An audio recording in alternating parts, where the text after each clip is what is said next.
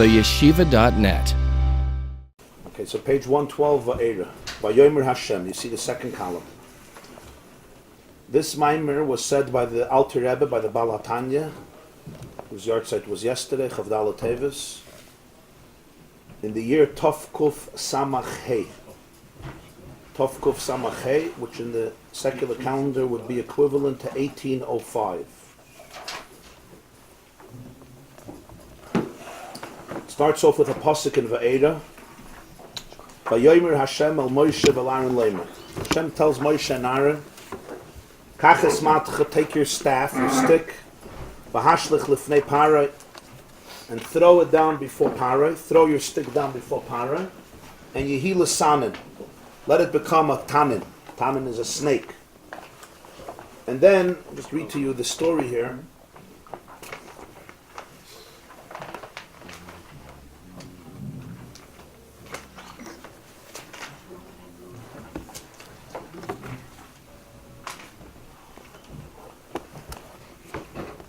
Is it a snake? Okay, no. All right. What do you want to say? I Crocodile? don't want to say anything. I'm translating like Rashi. Rashi says nachash. Rashi says tanin is nachash, a serpent. So I said a snake, but there are other No, I don't want interpretations. to. What do you think it was? I don't know why it doesn't say nachash, because by Adam Chava says nachash. Right.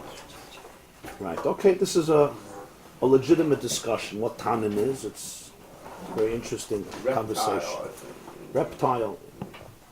So, basically, in the beginning of Vaeira, in the middle of Vaeira, Berevi, Perek Zayin, Pasuk Ches and on, before the 10 plagues begin, Hashem tells Moshe and Aaron, he says, Parai will ask you for some miracle, some wonder. So tell Aaron, take your stick and throw it down before Parai, and let it become Rashi says, a snake, a tana. And that's what they do. Aaron throws his stick down in front of Parai, and it becomes a snake. So what happens? Parai summons his own magicians or experts, and they all do the same thing. They hurl down, they throw their sticks, and they all become snakes. And then what happens is, Aaron's stick swallows up their sticks. This was intended to impress or persuade or inspire Parai, but as the Torah says, "Vayachzak leiv Parai," Parai remains abstinent. So even after his stick became a snake, and even after Aaron's stick from a snake becomes back to a stick and swallows up their sticks, Parai remains unmovable, unmoved. Okay, that's the story al pi pshat. This Maamar is coming to discuss the deeper layer behind the story. Meaning, it's based on the axiom that in Torah generally, every story has layers upon layers upon layers. Even al pi pshat, there is the external layer of the story, meaning it's like, wow, look what we can do. But there's a lot of different interesting things you can do. The fact that this story is chosen, this particular miracle is chosen, has significance. And certainly when you uncover deeper meanings and symbolisms and spiritual meanings behind it, so the same story takes on profound symbolisms. So he says, "Lahavin inyan amata shenepach l'nachash." To understand what is this entire concept of a stick turning into a snake. And then v'achakach chazav v'nepach l'mata. And then it goes back into a stick. Doesn't remain a snake. V'gam, another detail.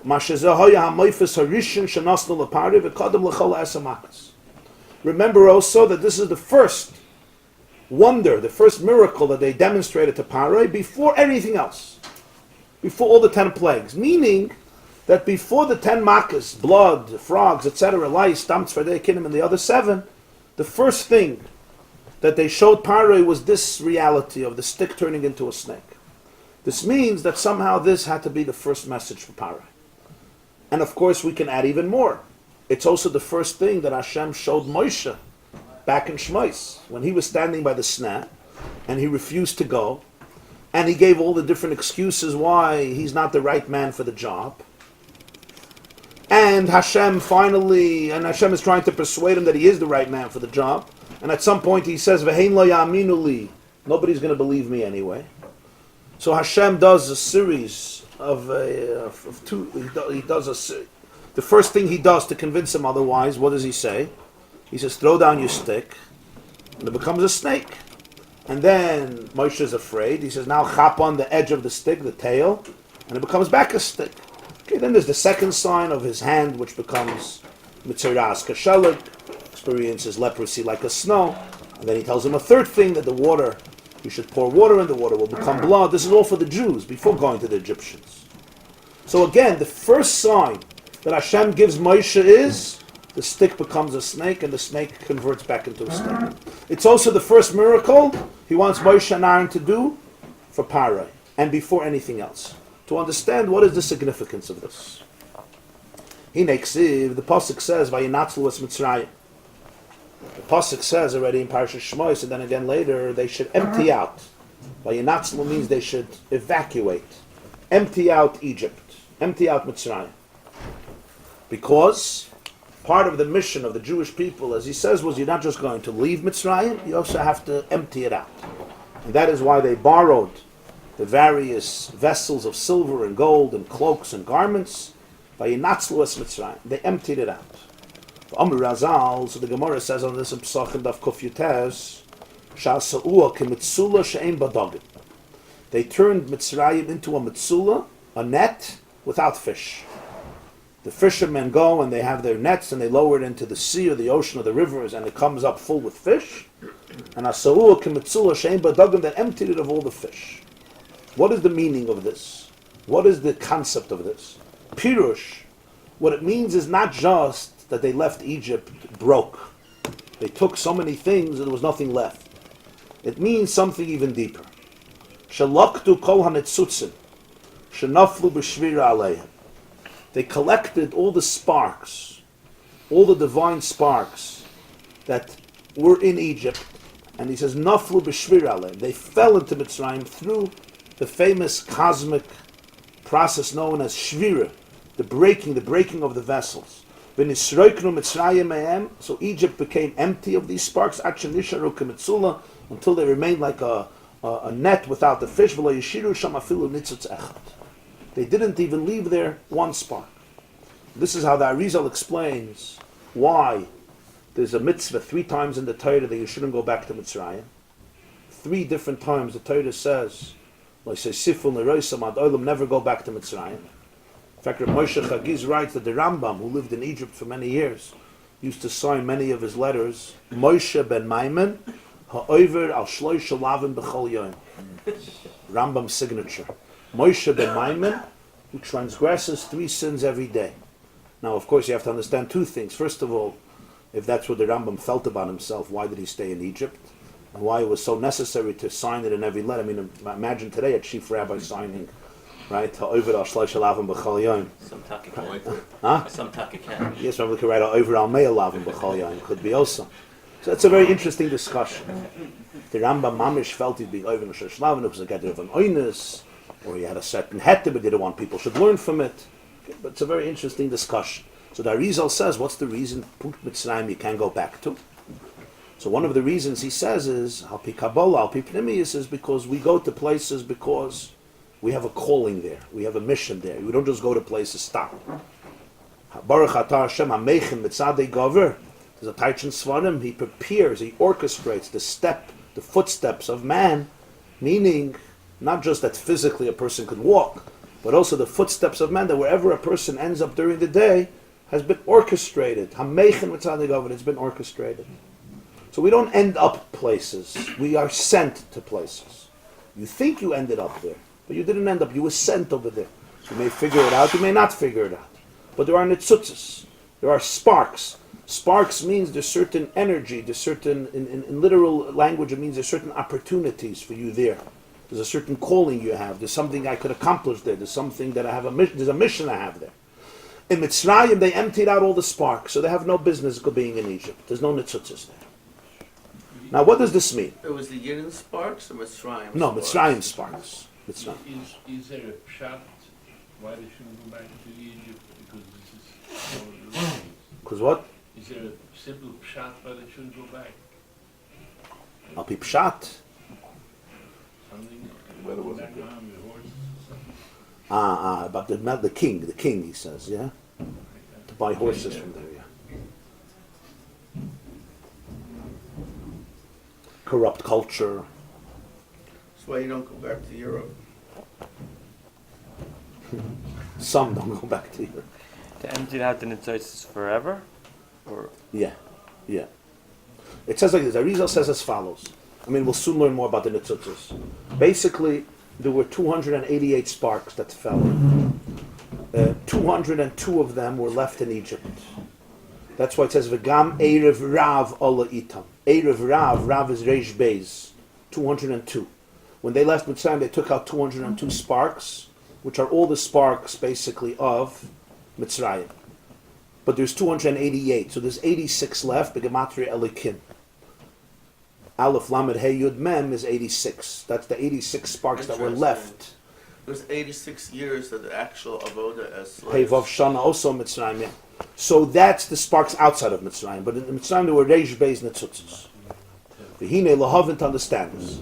Lahavin Inyan HaNetzutzos Shenaflu B'Shvir Sakelim V'inyan Halas. So in order to explain the whole story with the stick and the snake, he's getting into another topic. To understand the concepts of these sparks that fell down during the breaking of the vessels and what it means to sublimate them.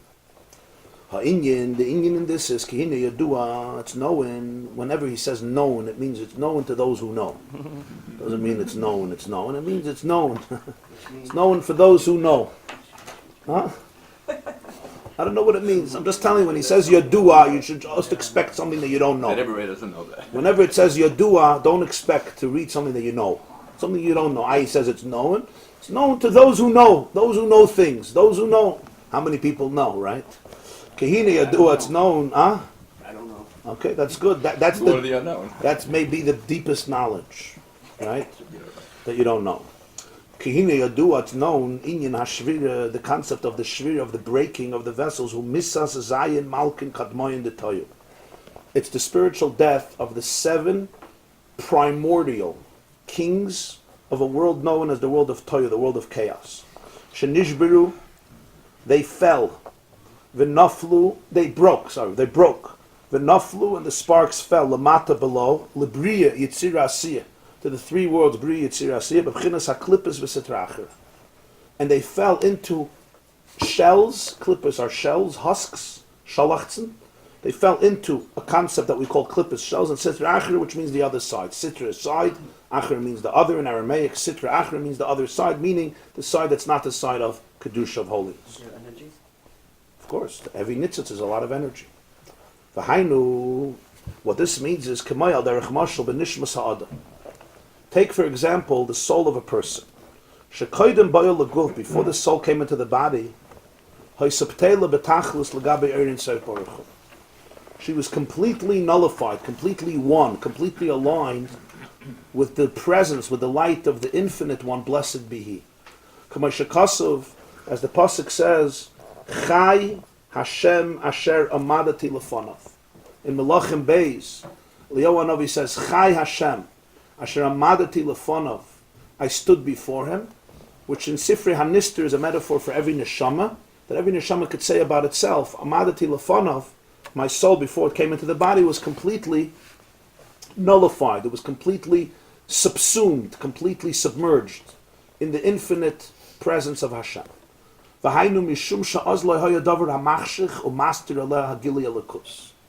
It's because there was nothing to block, to darken, or to eclipse on her, on the soul, the revelation of godliness. So therefore, naturally, organically, she felt who she was, and she was completely one, completely nullified, completely part of her source, but tachlis, in the ultimate sense, no separation. The kivan sheyar de lamata, when the soul descends below, and it encloses itself in a body that by its own nature, its brute, its coarse, its physical matter, which is what it's supposed to be. This is not a tragedy. Gufa chumri is the reality. The body is material, it's physical. That's what it introduces into life. Azai haguf master Allah. So what happens is the body eclipses the vision of the soul. Now suddenly the whole world and everything in the world appears to the human being as a yesh, as something that is completely separate, detached, and independent of divine infinity. Ve'ein roya b'chinas habittul shel kol ha'olam is legabe ein sof baruch hu ha'machayim hava oisam tamid. It's basically somebody puts what do they give out in the airplanes? You should be able to sleep. What are they called? Yes. Huh? Blinder. You put on. They put a blinder on your eyes, a blindfolds. You put a covering on your eyes. It doesn't see. Pasha doesn't see the truth. What doesn't it see? It doesn't see the bittul of all the olamus, the oneness, the ultimate unity, or the nullification of all the worlds in the presence of the light of the infinite one, blessed be He, who gives them all life and sustenance and substance and existence continuously. So here you have, he's giving a metaphor for a phenomenon where there are two different levels of experience. There's how the soul sees reality before it enters into the body, and then there is reality after it enters into the body. And that creates a very serious transformation. Not because the reality changed, but because what changes is my experience of the reality. And that's the key. The reality may be exactly the same. My experience of what reality is a completely different experience. Because it's based on what my vision is capable of at the moment. And if there's something that is blocking my vision and not allowing me to experience this vision. Is it being blocked to like seeing through colored glasses? Okay. Before Torah Oid it's blocked. After Torah Oid you could start seeing a little bit through colored glasses. In other words, that depends on where the person is and their sensitivities and their antennas.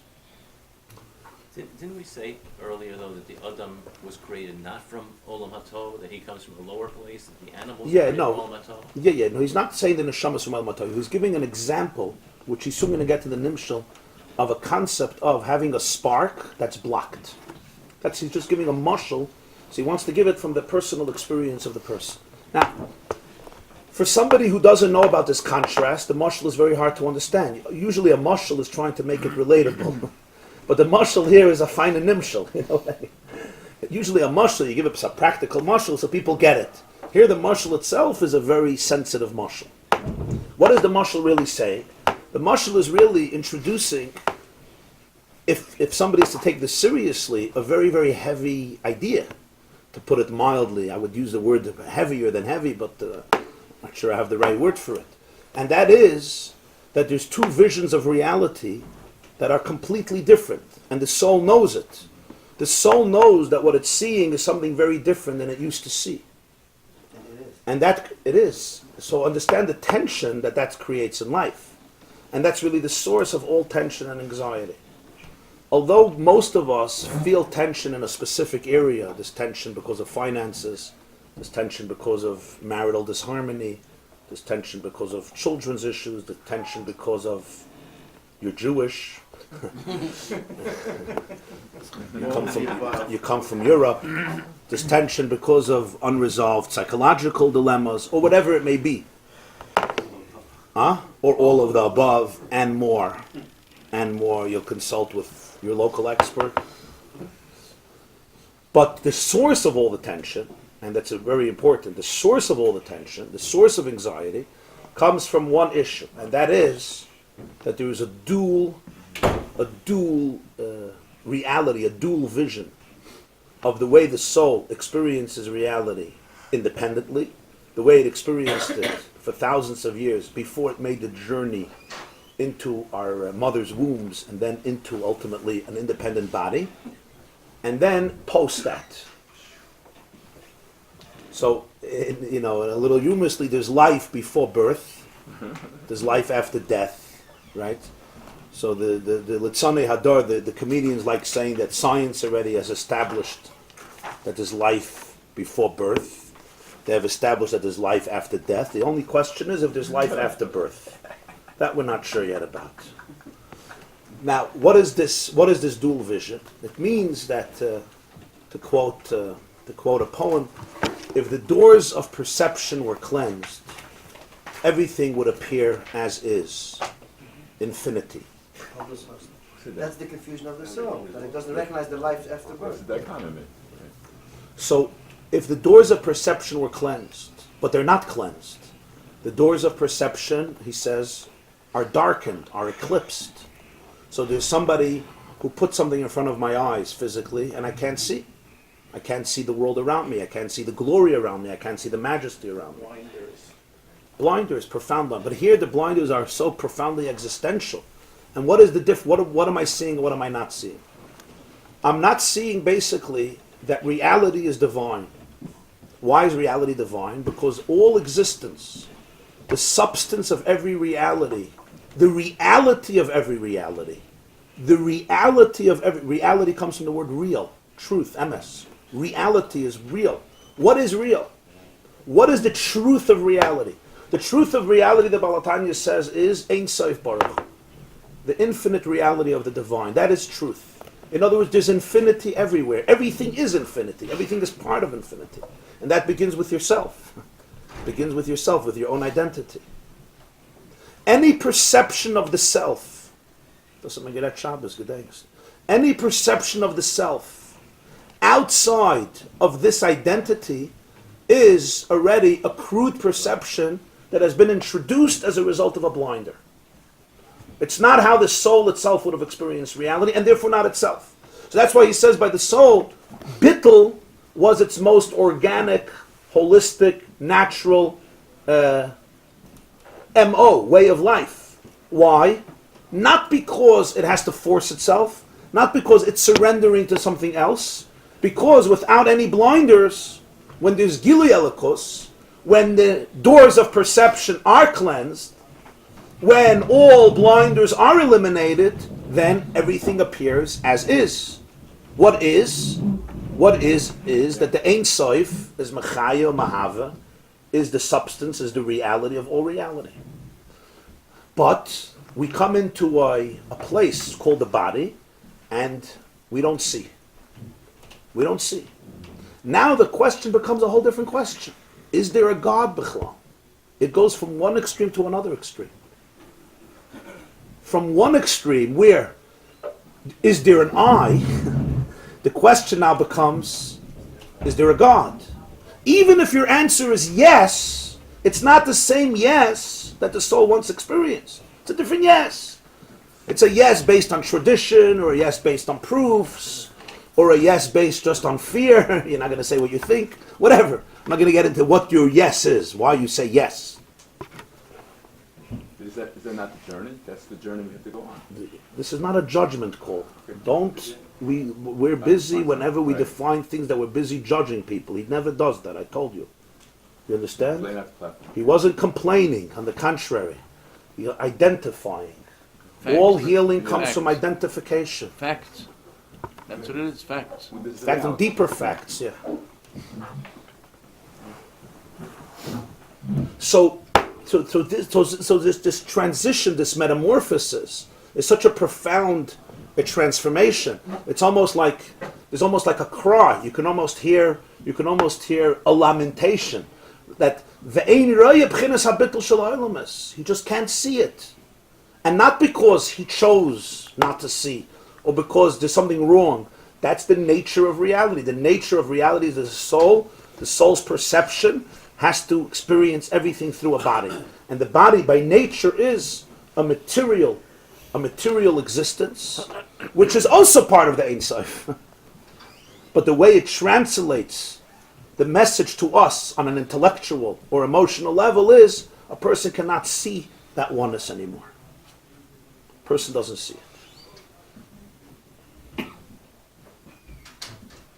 The Koshnitzer Magid, on his deathbed, there's a story that he was already before he passed away, and he told his son. His son was there, and he told his son that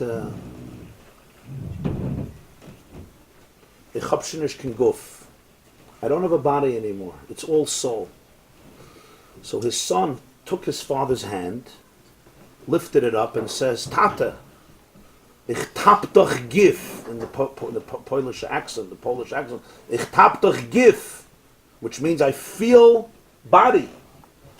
So he says, "Mein Sohn, the tapst mit gif fills the gif." The instrument you're using to feel me is with your body. So that's all you can feel.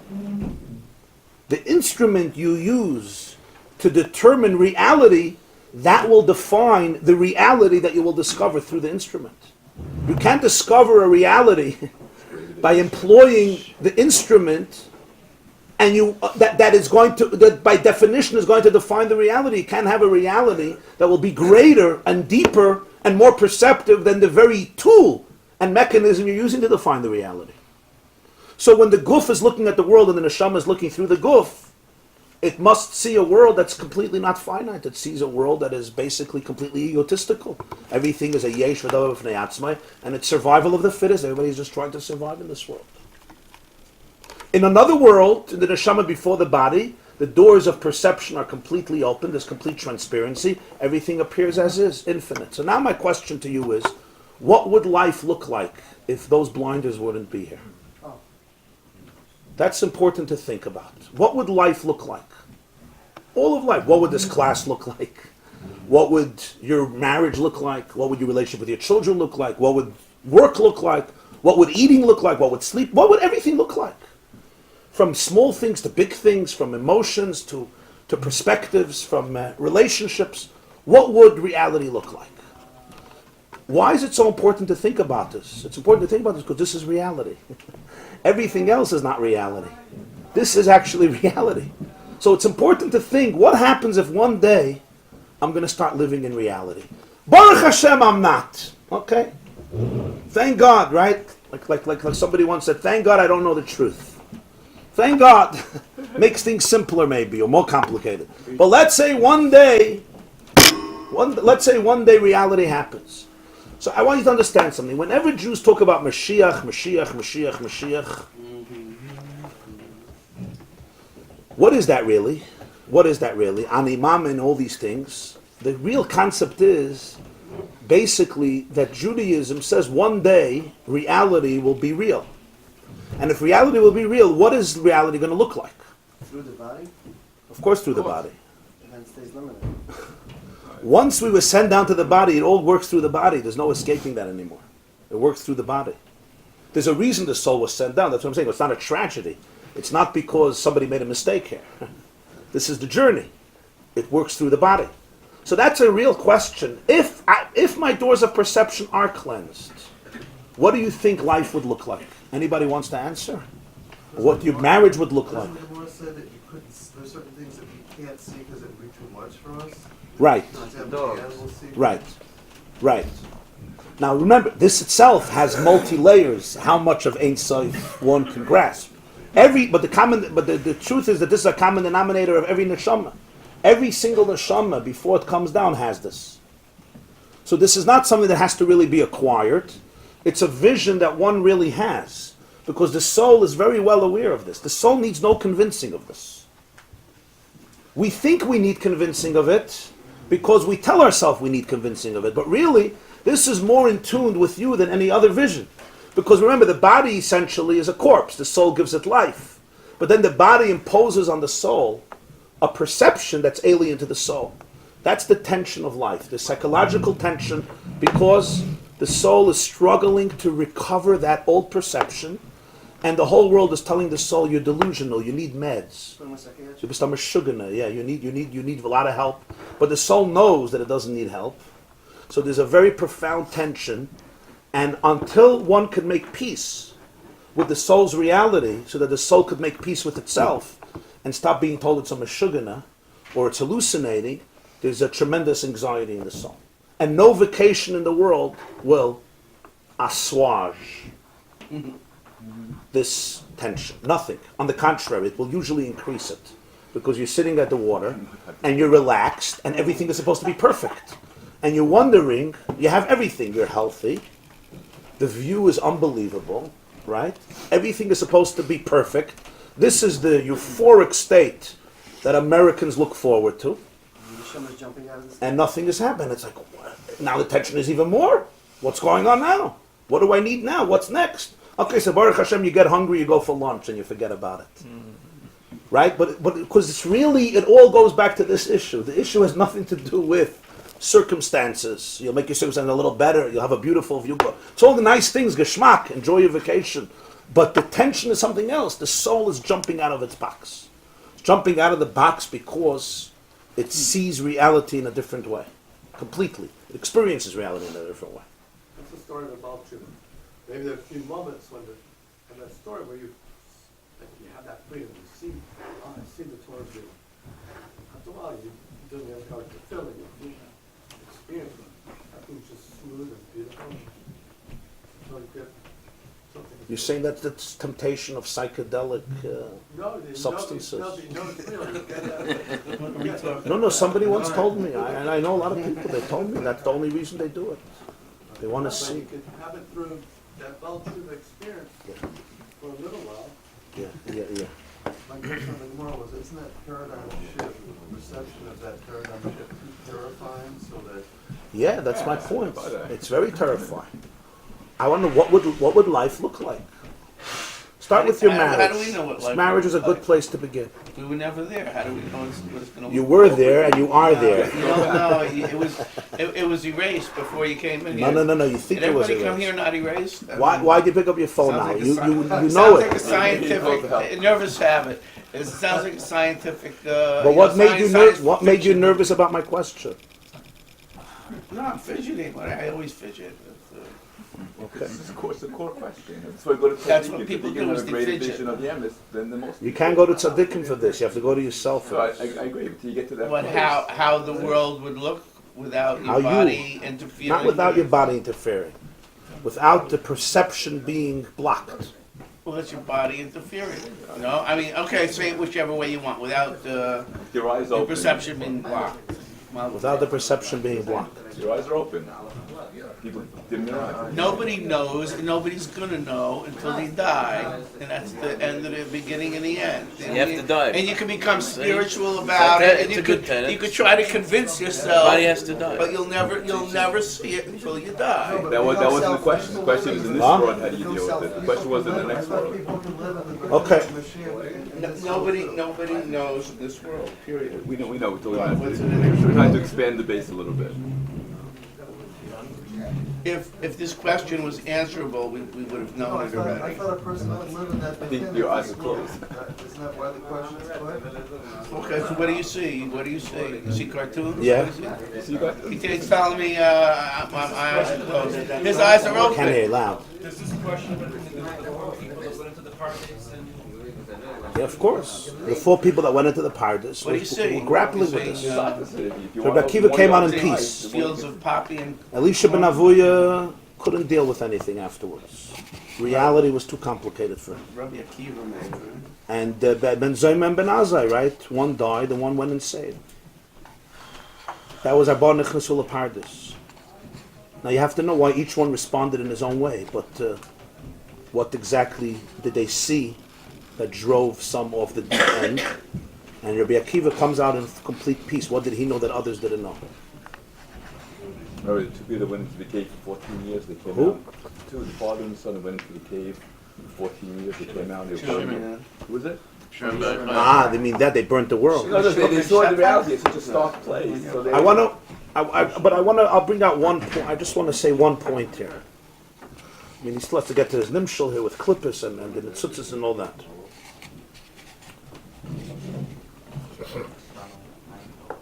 Huh? Ein Torah, Rabbi Akiva.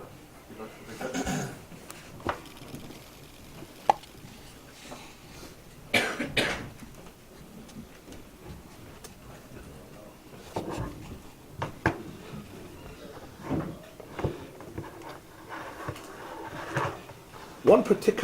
One particular practical ramification, more than practical, psychological, also practical, has to do very much with self-perception. What do I mean it has to do with self-perception? We have here a definition of the word bittul that is very meaningful and very profound. The word bittul in halacha means nullification. The word bittul in avodas Hashem, when somebody says, you read in the Sefer, you have to mean vatal yourself, means what? Nullify yourself, obliterate yourself, abnegate yourself. That's what it means, bittul. In halacha we have bittul b'shishim. Yeah, you get lost in the 60. The drop of milk gets lost in the ratio of 1 to 60 in the fleisha kachalon, so it's kosher. In other words, its flavor is lost. It's nullified. But there's a question in halacha what bittul means. Does bittul mean, machlekes rishonim, does bittul mean the drop gets lost and forfeited and therefore it's insignificant? Or the pshat is, the Rosh, it's considered transformed. It's transformed. It becomes part of the chalent. It's a different definition and it has halachic ramifications. What the definition of bittul is. When we speak about bittul, what do we mean by bittul? Here in Avodas Hashem. It means to nullify yourself. But here he says bittul is the natural state of the soul. The natural state of the soul is bittul. The natural state of the world is bittul kala olam. It's ein sof. Actually, not bittul is unnatural. That comes from blockages. When there's no blockage, there's bittul. When there's a blockage, there's no bittul. That means bittul is the natural expression of reality. When reality can't express itself naturally and it seeks alternatives because there's a blockage and therefore you create new realities, new perceptions and alternative definitions of reality, now suddenly bittul becomes challenged. If this is the case, then when a person looks at himself or a person looks at herself, and what do they see in themselves? What do you see in yourself? I want to ask you this question. When you look at yourself, and you would have, let's say, if I would ask each of you to give a description of your deepest self in 2-3 minutes, right? You think most of it would be milus or chesroinus? Huh? Virtues or vices, or neither? What do you think would come out? Most people in this room. Just facts. L'mashal, payas? I don't mean just facts, where you live and what coat you're wearing, or what yarmulke, if you have 6 or 8, I don't know, what do you have? They didn't check when you came in? I'm asking, it's fun. I'm asking deep, those aren't facts, but deeper facts. I don't really mean the name of a mother, your name of your mother and father for a birth certificate. That's important. You're telling me to share in front of everybody? No, yourself. Yourself. Character, who you are, your values. Your inner self. What does it look like? What does it look like? Wow. Huh? Oh, okay. So we do this all the time. You'll see when people think throughout the day, much of their thoughts about are who they are. Probably all thoughts are about who we are. Even when we're thinking about somebody else, we're really thinking about who we are because it's my response to you. I'm never thinking about you. It's what you do to me. Oh, she makes me so angry. This guy is so crazy. I'm not talking about you. I'm talking about what you do for me. In other words, I'm talking about myself. You make me angry. You make me crazy. It's always about me, right? So probably all of our thoughts are about ourselves. Even if it's about the world, it's about how we are experiencing the world. So, and certainly there's a lot of thoughts, Maamar, directly about ourselves. I'm in this state, I'm in this state, I'm in that state. Especially when you get up to daven, let's say you want to really daven, and the will right away come into daven, and your thoughts is, I can't daven. I don't want to daven. I don't believe in this. I'm not interested in this. What do all these words mean anyway? I have no relationship. What am I doing? Okay, by that time davening is over, you're good to go. But, and the more you get into it, the more you have all these confusions, all these bilbulim, I'm in, I'm not in, I mean it, I don't mean it, I really mean it, but I'm really good, but I'm so bad that I don't even know how bad I am, and I'm so bad that I don't even feel how bad, etc., etc. The first yesod here, the first fundamental idea is as follows, that in truth, the truth is this. The only time you're discussing yourself truthfully is when you understand this truth about yourself. In other words, any self-definition, listen to me. No, listen to me. Listen to the idea. Listen to the idea. Don't listen to me. Because that'll be part of the problem. You're part of the solution. Any perception or definition of self outside of this one, namely, that you are part of infinity, You are an expression of Oirein Sof Baruch Hu, because Oirein Sof, the light of the infinite one, is infinite, and it includes you as well. You're also part of Ein Sof Baruch Hu. Or any definition of the self outside this, that God is in you, with you, part of you, shining through you, at this moment, in this place, at this time, under these circumstances, any definition of the self outside of that is coming from a compromise of the true reality of the self. Any definition of self that does not capture the self under this umbrella, in these words, that I am an extension of the Ein Sof, in other words, that I am part of the divine I. So another definition of the self is basically coming from a blockage, which we all have. We're blocked. There's blinders. But that also means the blinders don't take away reality. Blinders don't disturb reality. They disturb my appreciation of reality.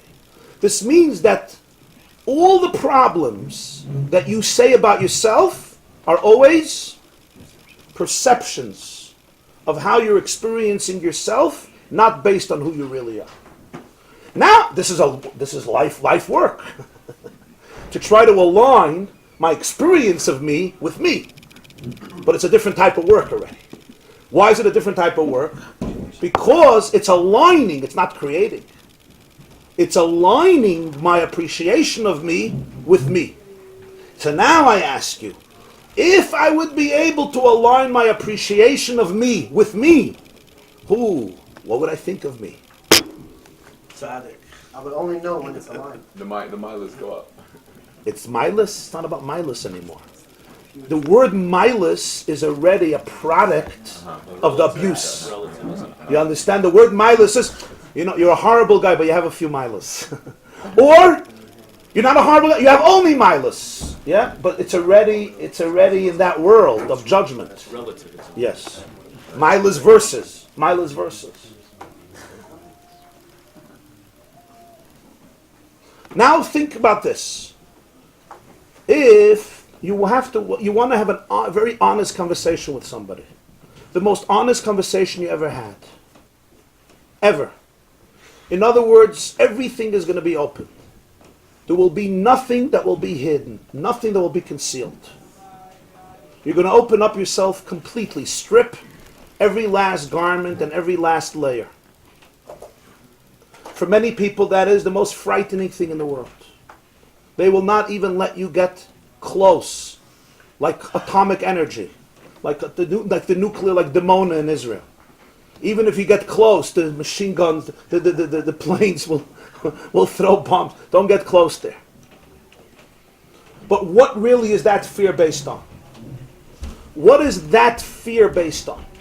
What is generally the fear of vulnerability based on? What is it? What is the fear of being honest based on? What's going to happen if I'm going to be honest? Rejection. Comfort with yourself. You'll lose either your comfort with yourself, or equally common, you're going to lose your standing in the eyes of the person you're talking to. That you think that they have of you. That you think they have of you, or they may even have of you in your mind at least. But that will lead you to lose comfort with yourself. That's Of course, which itself is also. So what happens if they're gonna think lowly of me? Don't think lowly. Then who am I? Again, it's back to me. Who am I? So I want this person. If he knows this or she knows this, it's over. It's all over. They'll never look at me the same way. They'll never say good Shabbos to me again. And Bechlal, I used to be a chashav yid. I'm going to go down from being a chashav yid. I'm going to go into the dumps. I'm going to go mamish to the dumps. I'm going to be a nobody. I am a nobody. Because this is true. But at least in the community I'm a somebody. So at least on some level I could also be a somebody when I look at myself the way the community looks at me. Which is skewed, That makes more sense. Which is of course a very horrible way to live. Because it means you don't really exist, right? And the only reason you exist is because somebody else thinks you exist in a prominent way.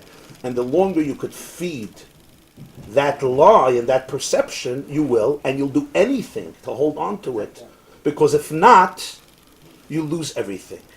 And to lose everything is very, very painful. But what imagine if you could see yourself a little bit from the Balatanya's perspective? Imagine you could see yourself from that perspective. What would that mean? That would mean that, what would that mean? What would that translate into? What do you think? If you could really, I don't mean this in a verbal, intellectual way, but if you can experience yourself from that perspective, what would such a conversation look like? What would such a presentation look like? What would you be able to come with when you need to speak to somebody openly? A wholeness, a kind of completeness. Then, no vulnerability will terrify you. Right. On the contrary, it will not scare you at all. Why not? Because the real self, the real self is not only not something to be ashamed about, the real self is actually not even a self, it's part of the divine self. It's part of Ein Sof. So it's the greatest self-affirmation to the point that you don't even need self-affirmation. Because it's naturally one with oneness. Yeah, like we learned in Vayigash about Yehuda, where self-expression even becomes a compromise of confidence. But it's not something that you've built. Right. Even your own positive accomplishments in life don't add. Even your positive accomplishments are part of your problem. Because you're busy with them. You're busy using them to justify your existence. Because without that, I don't have an existence. So even when we speak about positive accomplishments, we're part of those who speak about their negative accomplishments all day. In other words, obsession comes in two forms, my friends. Obsession comes in the form, I'm bad. There's an equal obsession called, I'm good. So how do you deal? And that's equally the same issue. I'm good. I'm so good. I'm good. I'm really good, but I'm really good. And I'll prove it. I'm good. It's the same issue. Now, this doesn't mean I don't have mistakes. On the contrary. It means that all my mistakes usually are coming from the fact because I'm not being me. And the moment I'll be me, then of course I'm going to get rid of my mistakes. In fact, I immediately disassociate from them. But what about saying I'm sorry? Why is it hard for somebody to apologize? Why is that for somebody to get up, imagine in shul in front of 1,000 people, and say, I made a mistake yesterday, I'm sorry. What's going to happen after that? What's going to be left? What's going to be left? The whole image of who I am is gone. But according to this, what's really going to be left? You. You're going to be left with something that's indestructible. You'll be left with you. On the contrary, by not doing it, you're never in touch with you because you're creating a fake you, a false you that doesn't even exist. And then it works the other way around. In order to get closer to that you, I need to do that. Because as long as I live with a dual reality, I can't live with real reality. So it's the other way. The more vulnerable, the more refreshing it is, because it actually allows me to stay in touch with who I really, really am. Yes, Rabbi Litzman. Once my father described somebody, he said, he's a very good person with a lot of faults. Okay. And that's what I'm thinking about.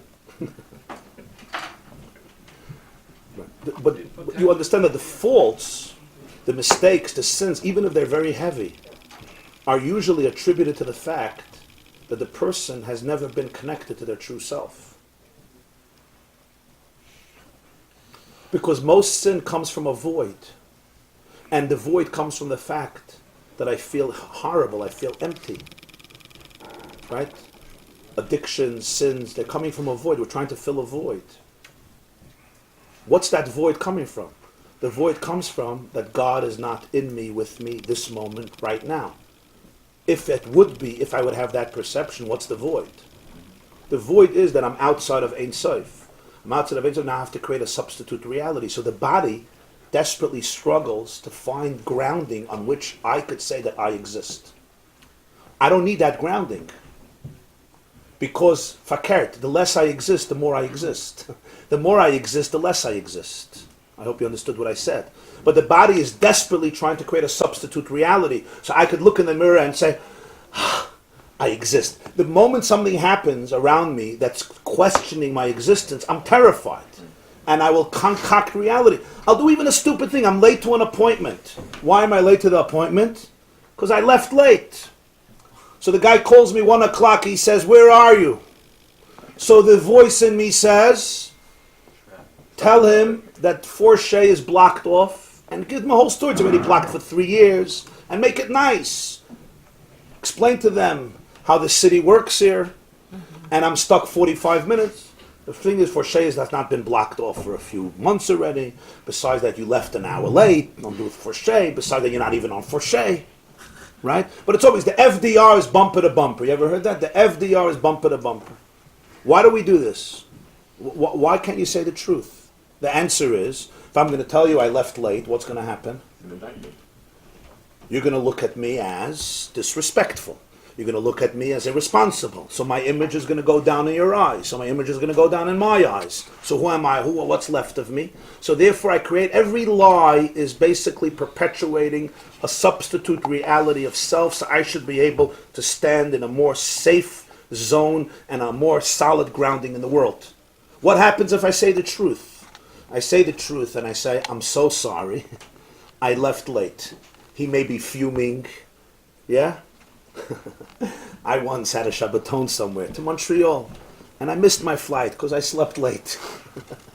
I set the alarm, but I did what good Jews do. It's called snooze. I wanted to sleep another 5 minutes. I missed the flight. It was Friday. It was a Newark flight, and it was a horrible weather. So I called up to get the next day. They said, there's no more flights today. No more flights. I ran to the airport. I couldn't get a flight. So now I had to call up the lady organizing the Shabbaton to say I'm not coming, and they organized around a year in advance. It wasn't just one of these Malava Malkas that they call you 3.5 hours before, and then they call you Acher Hamaisa. They want to know why you didn't come yesterday. But a guy called me from California to come to a lecture the next night. I said, I'm booked already. He says, but I put up signs you're coming. Anyway, so I call her up. I'll never forget, I call her up. I call up the lady, she gets it. That's your reality. She says, hi. I say, hi. So I say, I'm so sorry, but I'm not going to make it for Shabbos. She says, what? Why not? So I missed the flight. She's like, why did you miss the flight? So every natural instinct in me was saying, tell her, your grandmother died, you had to go to a levaya. Somebody committed suicide near the building and the police arrested you. They were choshed you. I got into an accident. I broke my foot the middle of the night. The doctor said you're not going anywhere for 9 years. Epis to be at Mamtik. She's going to know if I broke my foot. But I knew that that's one of the worst things you could do in life. It's toxic, it's poisonous, and it doesn't allow you to live. It creates the biggest tension because your life is based on fakeness. Even a small lie. It's a lie. So I told her, I'll tell you the story. I set my alarm for 5. I pressed snooze. I slept an extra hour and a half. I woke up 6:30. I missed the flight.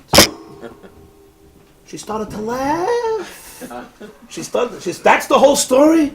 I said, that's the whole story. I overslept. She was laughing. I said, what's so funny? She says, I can't believe that's your excuse. Tell me the truth. That's it. So that's my excuse. I overslept. She said, for 12 months we're working on this. I said, I'm so sorry. I'm sorry. I feel horrible. I apologize. I'm so sorry. She was laughing. It was very interesting experience because my soul was also laughing. Okay, now you want to know if I made it for Shabbos, yeah? I ran to LaGuardia, and there was a last flight, and I came 10 minutes before the flight, and the woman said, why are you so late? So I told her the story. She said, you'll take a flight at night. I said, it's Shabbos, I can't fly on Shabbos. She says, in honor of the Sabbath, I'll let you go. I arrived to the hotel 5 minutes after Lichtzenden. That was my Maisa there. Okay, but what's the point here? The point here is, in life, we always have these opportunities. It always comes back to the same issue. Are you going to create a substitute existence? Every time I lie, I create I'm not talking about lying for Bikuach Nefesh, or what the Gemara says, you want to save, whatever. Then it's a whole different Indian. I'm talking here out of fear of image issue. That's what I'm talking about, which is what a lie basically is. What is it? I'm going to disintegrate. Why am I going to disintegrate? Because I have no I without you thinking that I'm a good guy. And the moment you think I'm a bad guy because I came late to an appointment that I waited 6 months, there's nothing left. What is this based on? I don't even know who I am. I don't even understand who I am. On the other hand, if you start understanding this, what happens? I make mistakes. You know why I make mistakes? For whatever reason. Could be I make mistakes because I don't realize who I am actually. I make mistakes, I sin, I do bad things. And that's not the basis of my eye to cover up on them. On the contrary, I could be vulnerable and I could reclaim that there's a real I that's beyond all that doesn't get destroyed or created by the image of people around me, and therefore by my image of creating a pseudo-reality that doesn't exist. I have a question. Yeah. What is the psyche behind people telling lies and excuses for people they can never meet again? They're not going to do shidduchim with them. I understand the image when you're with people you're surrounded, but then the people you're not going to never meet again. Excellent question. Why do people lie all the time to people that they don't have a connection to? They're not doing shidduchim with them. I think if you think of me, what a jerk he is, what an idiot he is, yeah? What does that do for me?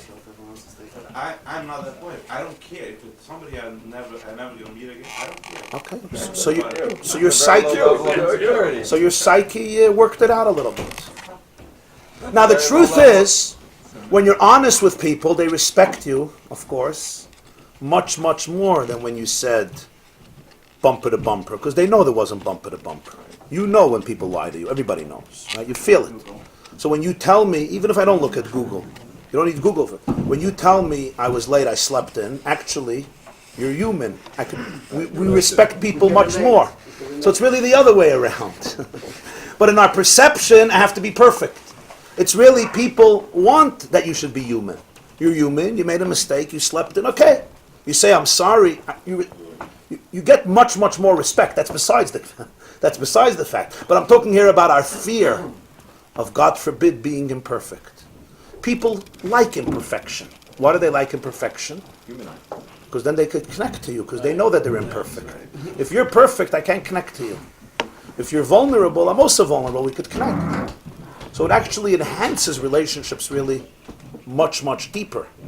The more you could say you make mistakes, the much more respect you're going to have. No, it's a fact. Because people really could connect to you. They trust you. They trust you. They feel that there's something very real here. So it's actually mamish the other way around. They feel that there's something real. Page 113, Daf Nun Zayin Amud Aleph, 1, 2, 3, 4, 5, 6. 6 lines from the top.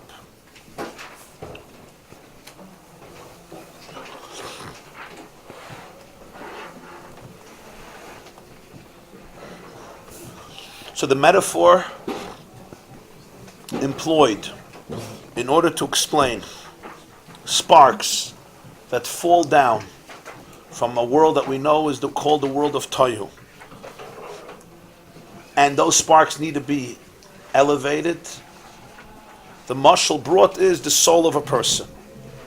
The soul of a person, before it comes into the body, is completely one, completely unified, completely submerged, completely bottled, and completely subsumed by the presence of the Infinite One, blessed be He.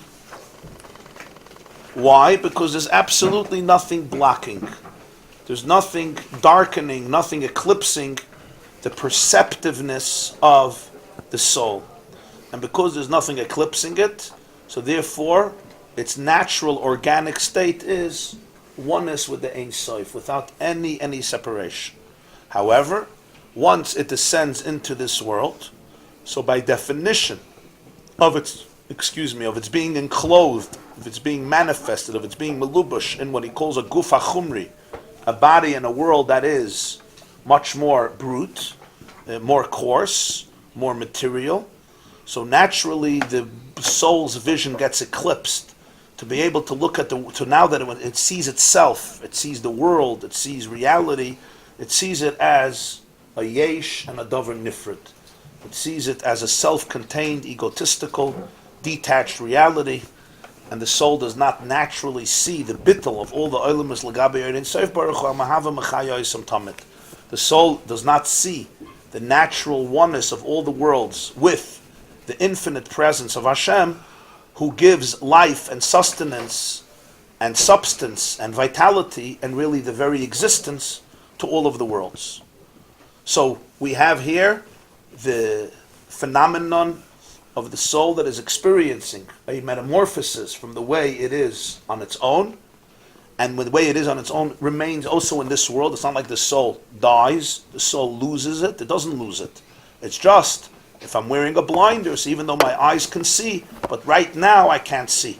If I plug my ears, even though the music is playing, usually I can hear the music. But my ears are plugged, I can't hear the music. But it's not that the music is alien from me. On my own, I would hear the music. On my own, I would hear the music. The Baal Shem Tov once gave a metaphor to describe, You come into a town and there's yeah, with the music, huh? Well, what are you referring to? I think the one where the people are dancing and they don't think. Yeah, it's an amazing metaphor of the Baal Shem Tov. The Baal Shem Tov once said that there was a town, and you have you have it a lot in the city, especially musicians. And the town had a real skilled musician who was sitting in the square, and he was playing his instrument, and it was heavenly, it was paradise, and you could not move by it. People who walked, they remained glued. People who had a sensitivity for music, it was so brilliant, it was so inspiring, it was musically so enriching that they just stopped, and after a while they started to dance. They started to dance. He says, you come to the square and you see people are dancing. And he says, the Rosh Hashanah says, one man walked by and he looks, a band of mishagoyim, bunch of crazy people. They're off their rock. They push it. He says, my whole city went insane. My whole city went insane. How could you live in this city? Normal people. The Baal Shem Tov says there was only one issue. This man was deaf. So all he saw was people jumping around, screaming, holding hands, swaying, dancing, leaping off the earth. And in his mind, in the city square, to do this is insane. From his perspective, he was completely right. Walk! What are you doing? What are you dancing? Because he didn't hear the music. So the Baal Shem Tov said that that's often what life is. That sometimes there are people who hear music, so they dance. But everyone else looks at them and says, "Bis meshuga, bis toit meshuga," because they're deaf. So from their experience, there's no music. What are you dancing? They don't have the antennas to be able to appreciate the music. This is how the Baal Shem Tov responded with those who criticized him, that some of his disciples, when they davened with a lot of passion. They asked the Baal Shem Tov, why do you allow this crazy behavior? So the Baal Shem Tov says, it could be they're hearing music and you're just deaf. So it's not even a judgment call. It's actually not a judgment call. It demonstrates just the different interpretations of the same reality. For him, people are just jumping up and down. They're crazy. And for them, it was just a natural response to the music. So this is a place where the soul is tuned into a particular reality. So before birth, every soul was tuned into this. Once the soul comes into the body, now there's a struggle. And the struggle is, can the soul still sense, can the soul still experience the Ein Sof, which is its natural experience? Can it still hear the music? The soul hears the music and it starts dancing the whole time. But there's a voice that tells it, don't be crazy. Don't be a meshugana. Don't be, and the main thing is don't tell anybody else. Because they'll really think you're off your rocker. So that's it's a very profound experience, also a very sad experience, also it could be a very tragic experience. What do you do for somebody who's completely deaf? How do you explain it? How do you even present it? How do you present it? They say there was once it's one of these, stories, anecdotal stories. about a nightingale bird. You know, the nightingale bird is known for its legendary songs. And the nightingale bird would come every day in the afternoon after lunch and hold a concerto in the jungle. Would climb up on one of the trees, and all the animals would come around and bask and bathe in the beautiful melodies of the nightingale. And it was the highlight of the day. This was, the moment of inspiration. And everybody was close to the nightingale. They loved the nightingale. And one day, as the nightingale was standing on one of the trees and singing, a hungry lioness approached the nightingale and just ate it up, opened its mouth, and ate up the nightingale. And animals were beyond furious. You couldn't do anything with the lions, because the lions are the kings. The Gemara says, Melech Shebachayis, they're the kings of the jungle, but they were furious. And somebody went over to the lioness, one of them, and said, why? Felt ice prey in the jungle. There's no food. You had to go take this nightingale. And after a while, they realized that the lion was deaf. The lion was deaf. It wasn't personal. Huh? It wasn't personal. Completely not. The lion was deaf. So the whole world was being inspired by the nightingale, but for the lion, it was just another piece of flesh. So that's what happens. Sometimes you can have in the same community, the same society, somebody is deaf, or a lot of people are deaf. They don't hear any music. They don't hear any music, so therefore they are convinced that reality, the way they live it, is perfectly normal. And everybody else is toit meshuga, because they don't hear the music.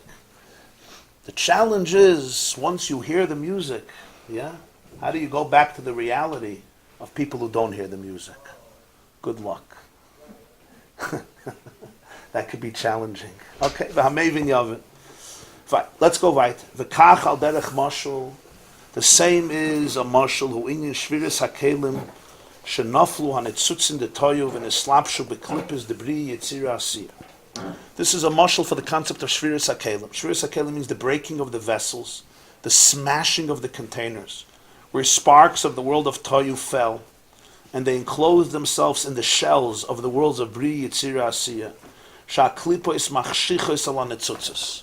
The husks eclipse the sparks, and they block them, they hide them from every side, every angle, so that the sparks should not feel anymore what they would naturally be attuned to, and that is the presence, the revelation of the light of the Infinite One, blessed be He, to the point that these realities can become completely separate. As Parai says, there's a pasuk in Yecheskel that Parai says, Liya oiri v'ani asisini. The river is mine, and I created myself. This was Parai's philosophy. Somebody once said about a certain person, he's a self-made man, and he worships his creator. This was Parai.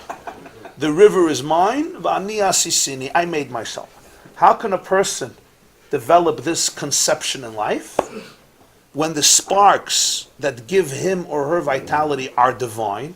In other words, what fuels your atheism is your relationship with the Ein Sof. So you have here a paradox.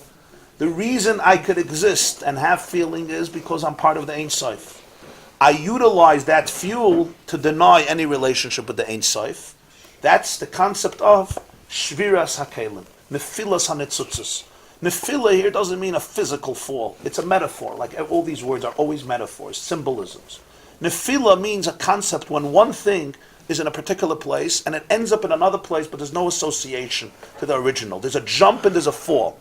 A jump is deliberate. A jump is intentional. A jump is, I want to get from here to here.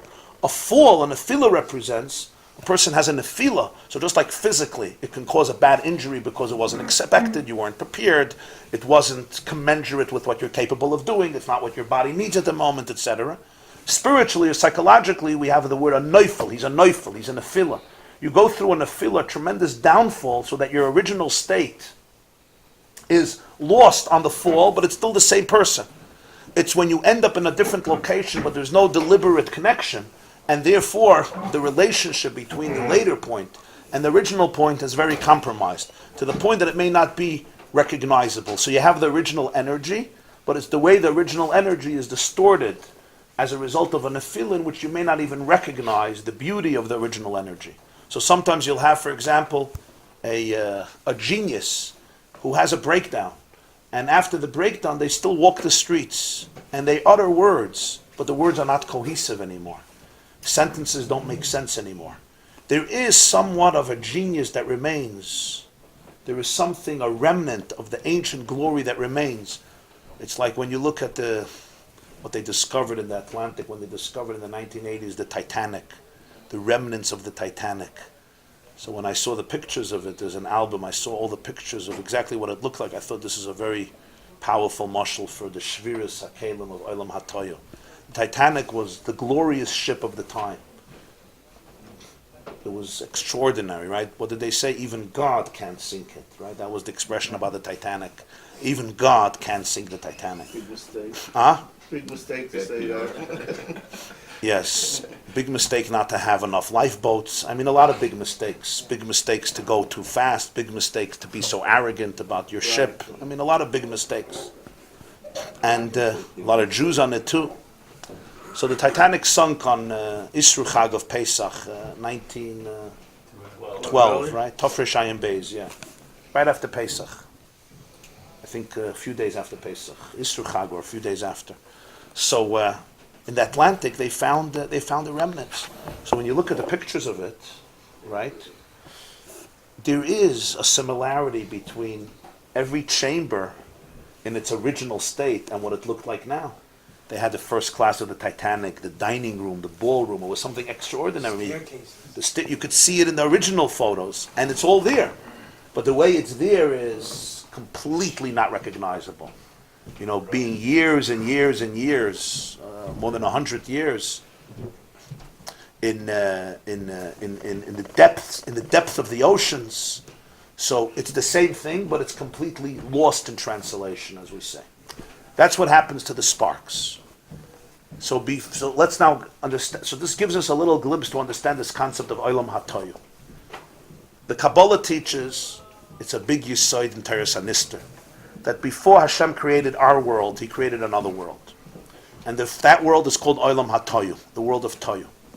This is a very fundamental idea that repeats itself in Maamarim of Likutei Torah pretty often. Olam HaToyu is the world of chaos. What made it the world of chaos?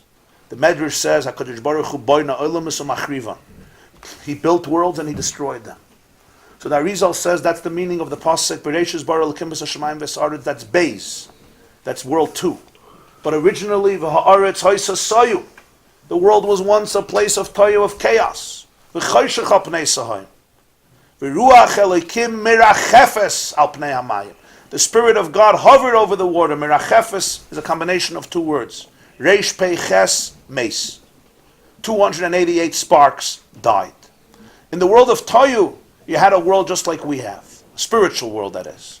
A world of energy and a world of containers. A world of Oir and a world of Keli. Because everything in life is a marriage between energy and container.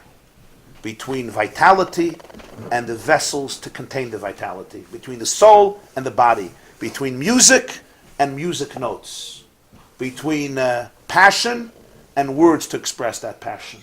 Between an idea of a book and the writing of the book. An idea of a business, a movement, an organization, a website, and implementation. That's always the frustrating marriage between lights and vessels. Oiris and Caleb. As you know, in this room, you have people who are great dreamers. They dream about world conquest.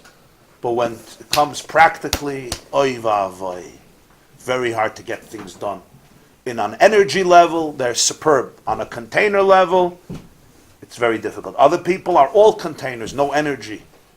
There's no energy, but it's all containers. They're excellent at implementation. It's really the difference between an artist and a businessman. Artists are very into light, energy. Businessmen are always looking for the bottom line. Always the bottom line. And the relationship is always a frustrating one. Artists and businessmen together could take over the world, but they could never get along. They frustrate each other ad infinitum because they are so opposite by nature. In the world of Tohu, the ratio was not symmetrical. In other words, the Oiris were merubim and the Kalim were mu'atim. The Oir was much deeper than the Kali. And therefore there was a concept called Shviras HaKelim that he keeps on referring to, the smashing of the vessels.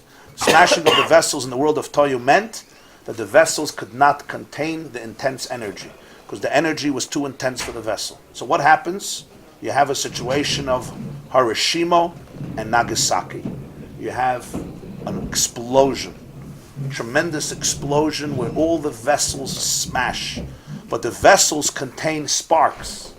They contain sparks, but when they smash, they get splintered. And like when you have an explosion, it's the same house, but nothing is cohesive. There's a piece, there's a shard here, and there's a shard here. And now you have to put together the puzzle.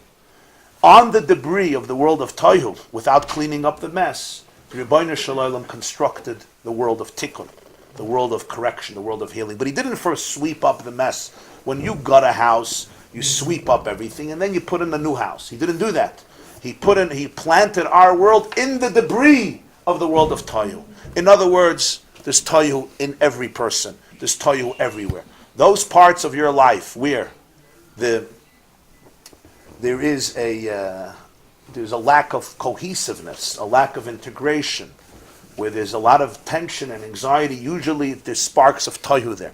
Now the sparks of Tohu are very, very deep, but they had a tremendous nefila. The smashing of the vessels meant that the sparks are there, but they have a nefila. What does a nefila mean? They cannot recognize their original splendor, their original beauty. So they have the language of the past, they have the energy of the past, without the outlet, without the direction, without the focus, without understanding their own context. Question. Yeah.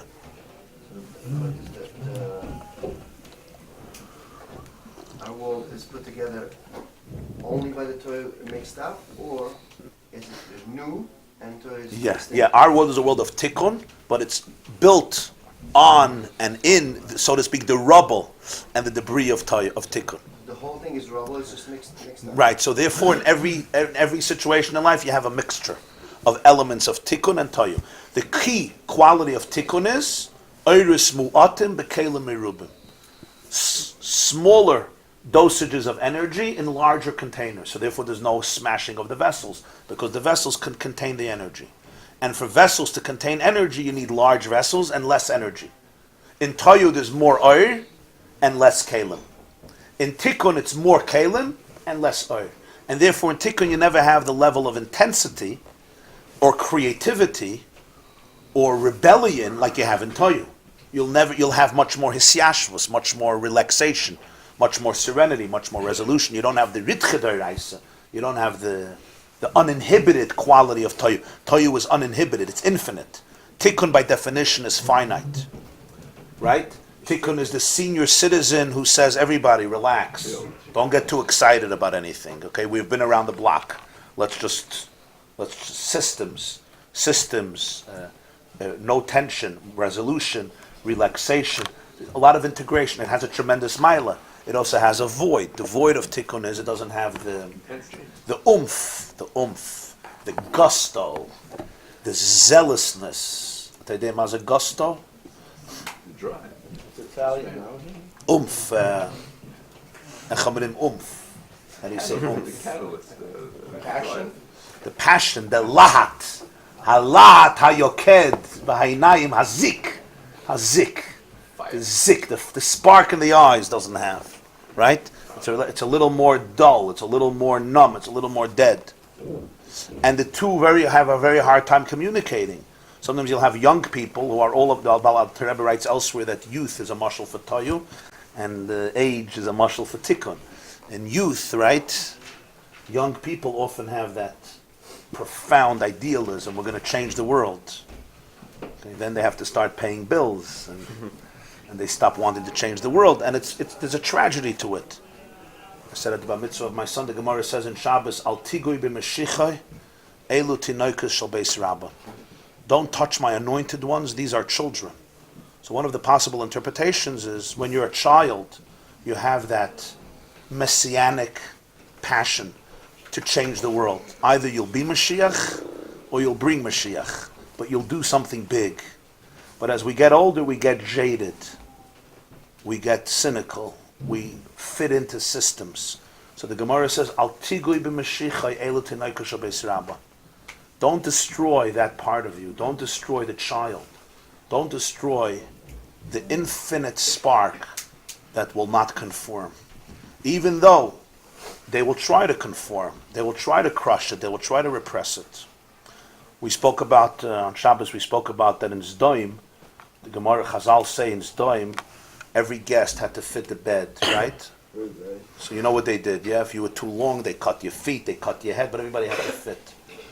So we explained that it's really symbolic of certain societies. Everybody has to fit the same bed.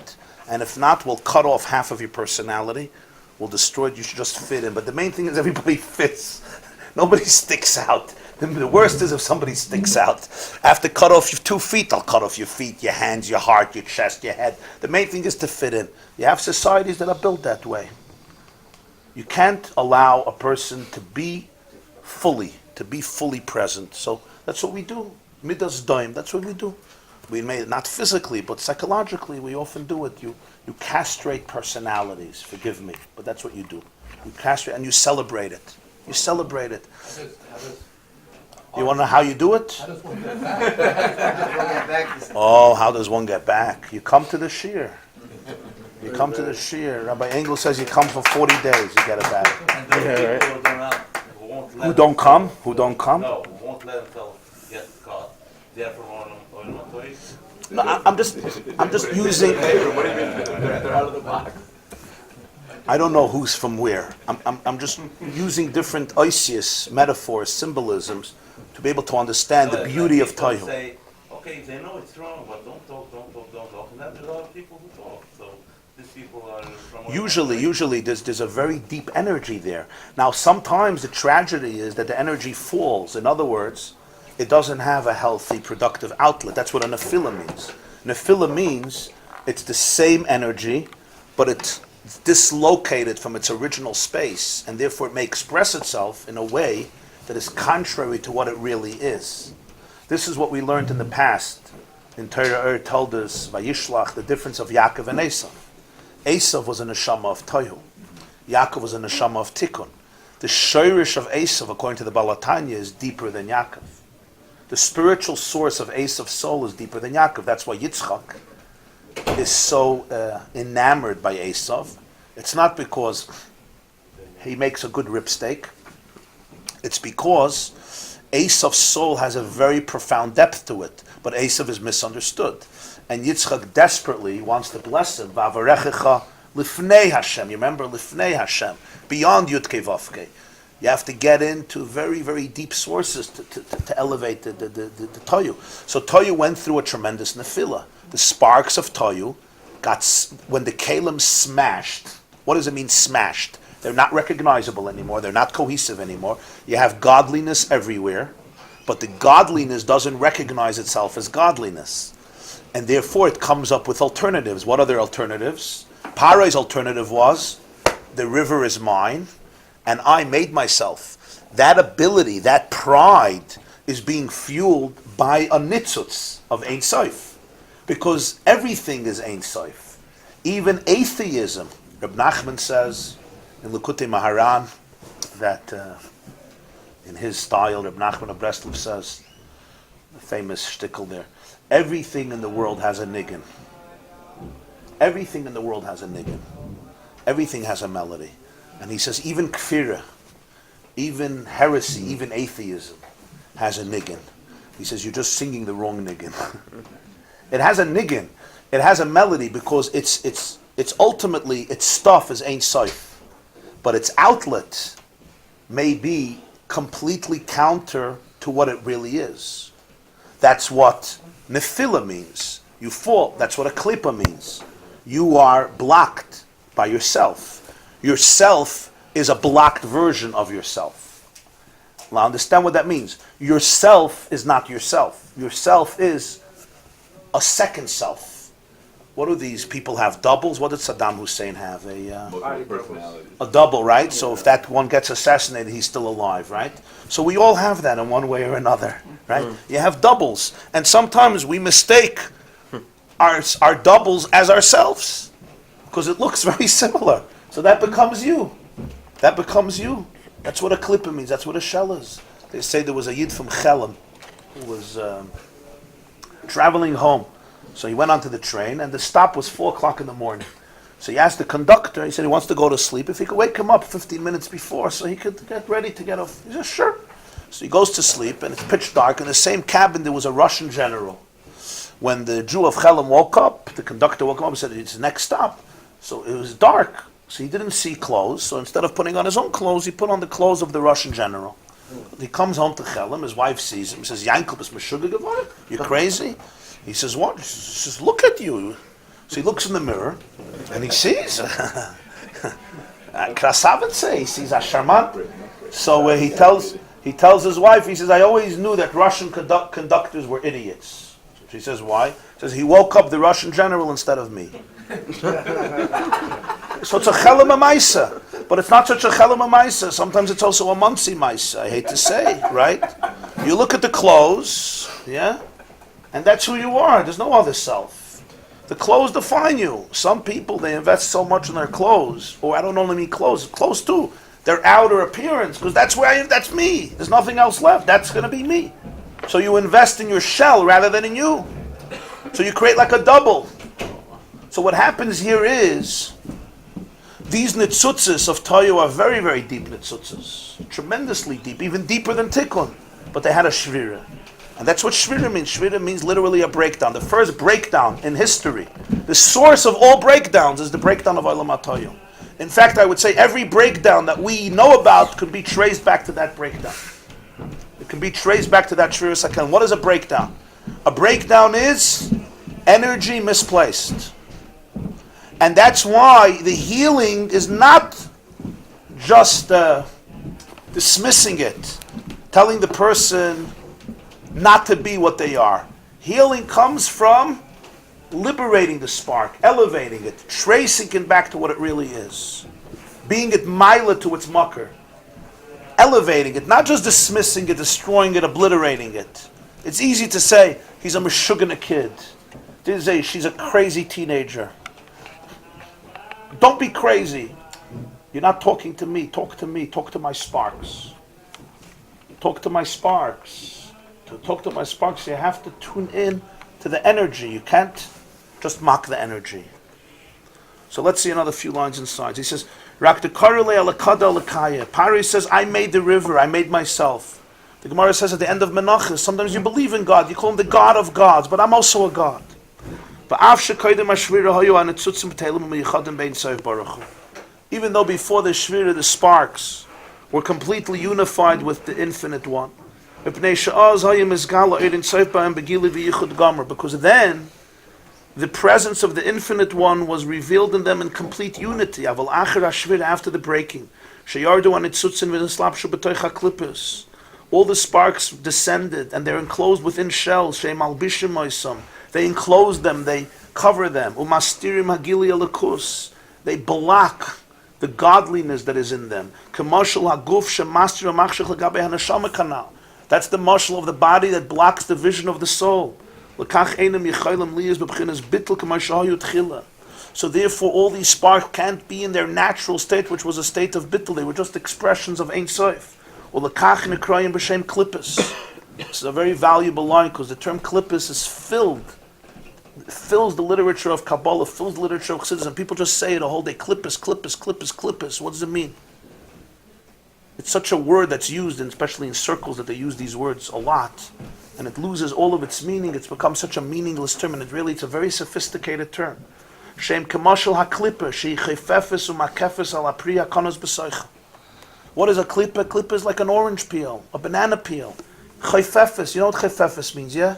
It covers, it protects, it surrounds the fruit that's in it. Umasteres oisa, but also blocks it. Kamashal klippos ha'ego is like a walnut. Because you have also, a grape also has a shell. But when you look at the shell of a grape, you could see exactly what the grape looks like. An orange also has a shell. Okay, it's a thicker shell, but you see exactly what the orange looks like. The reason he says an ego is because sometimes you have a klippa, you don't even see.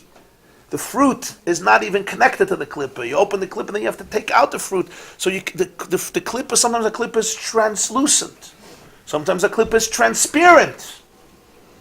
Sometimes a klippa is Opaque. Very good. And sometimes it's so opaque that you can't even recognize the nature of that which is inside of it. It's completely darkened and eclipsed. There's no remedy to extract the fruit. Like in the walnut, you have to crack the nut. You have to crack the shell. That's the only way you can extract it. So the word klippa then means something very, very meaningful. It's really a definition of reality. What is the definition of reality of klippa?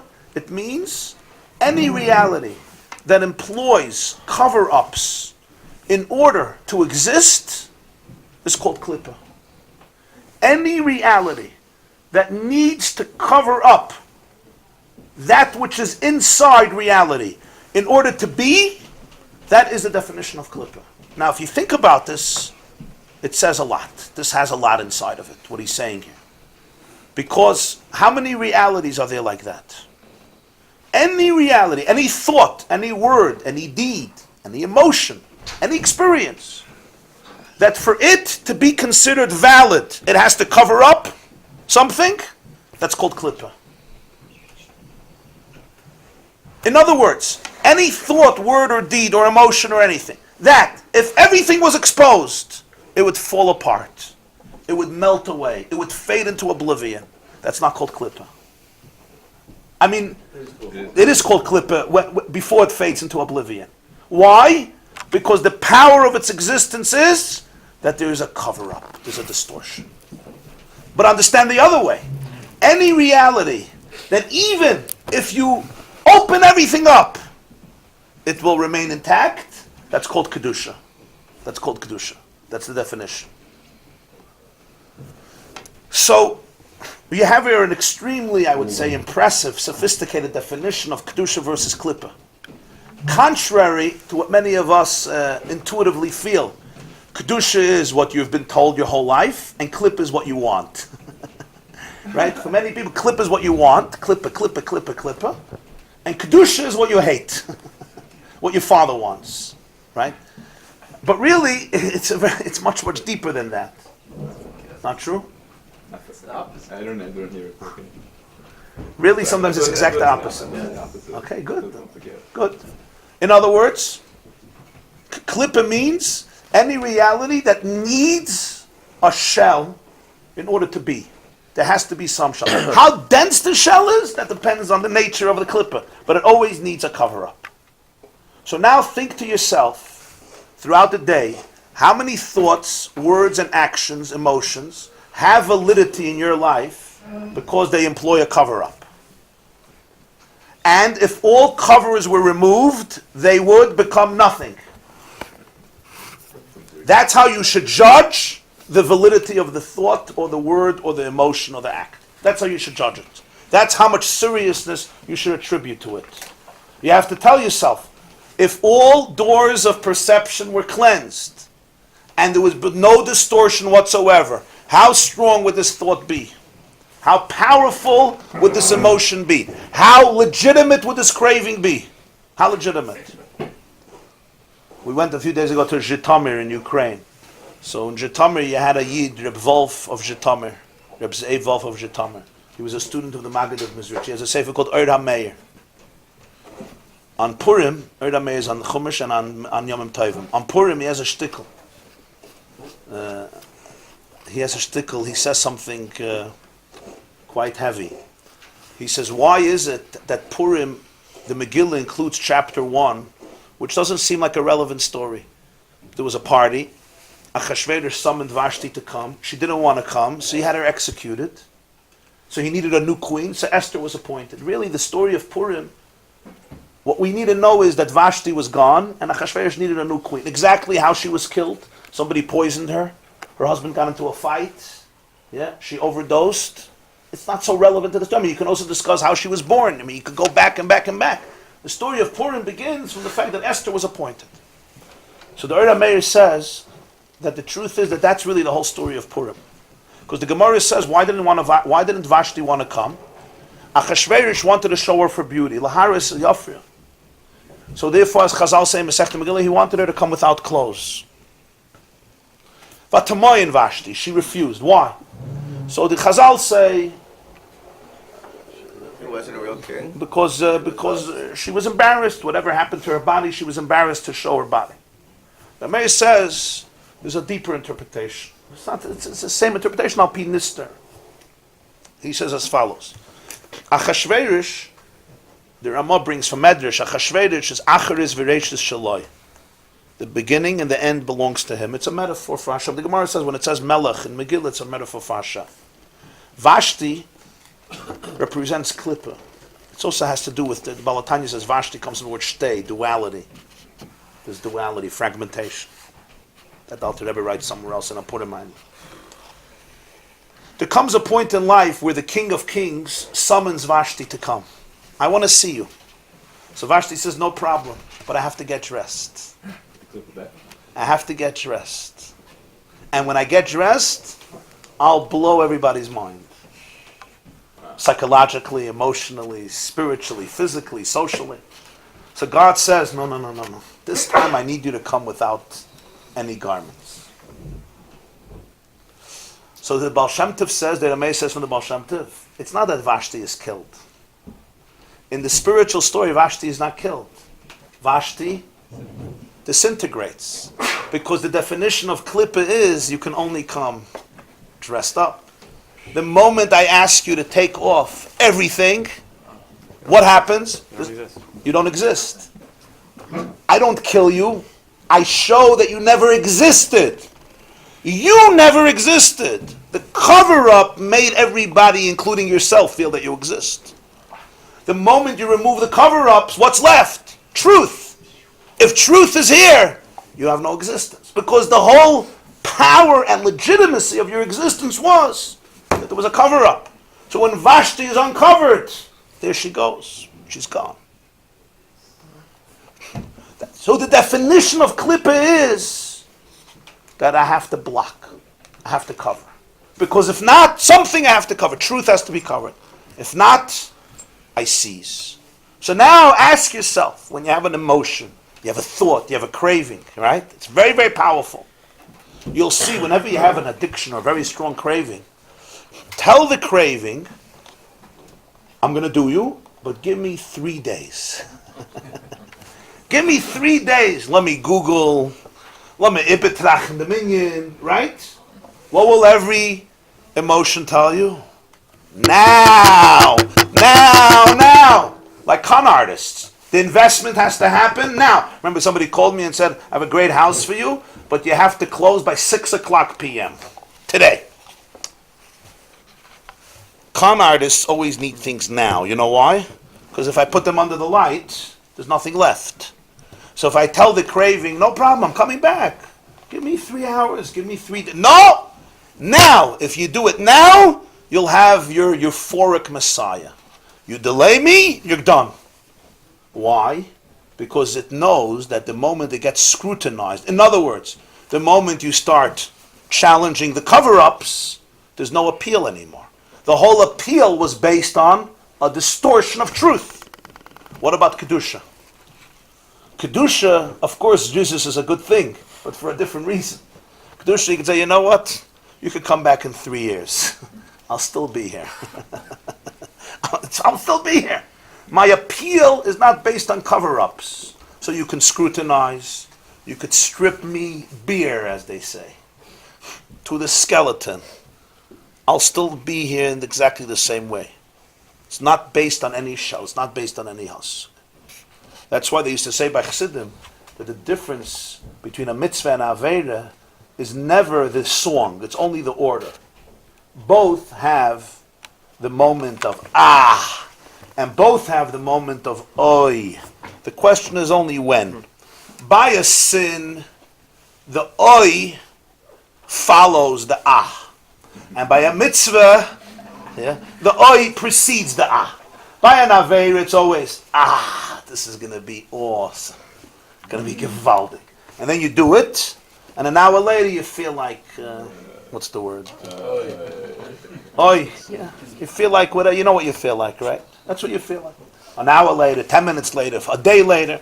It's like when you eat what you're not supposed to eat. We all know the feeling before, this is Gan Eden Mamish.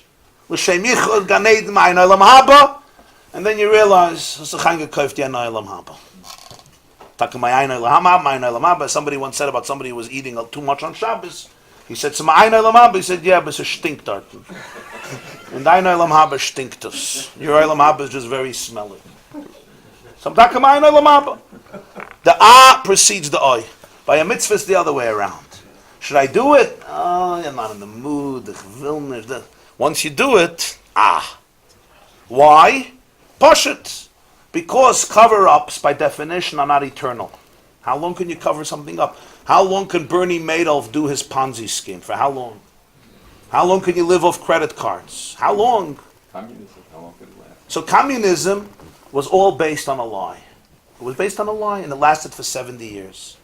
This doesn't mean it has no power. Communism destroyed 50 million lives, and that's those who died.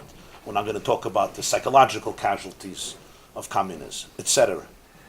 But essentially, its existence is destined to dissipate because its power comes from distortion of truth. And anything that exists only because of distortion of truth, by definition, is a balloon waiting to be popped. Why? Because the moment the sun shines, you're done. The moment truth emerges, and truth will emerge, because that's its nature. Reality is real. If reality is real, it will emerge. When it emerges, it's all over. So when Vashti is asked to show up without cloaks, without garments, there's nothing left. This class is brought to you by theyeshiva.net. Please help us continue the classes. Make even a small contribution at www.theyeshiva.net/donate.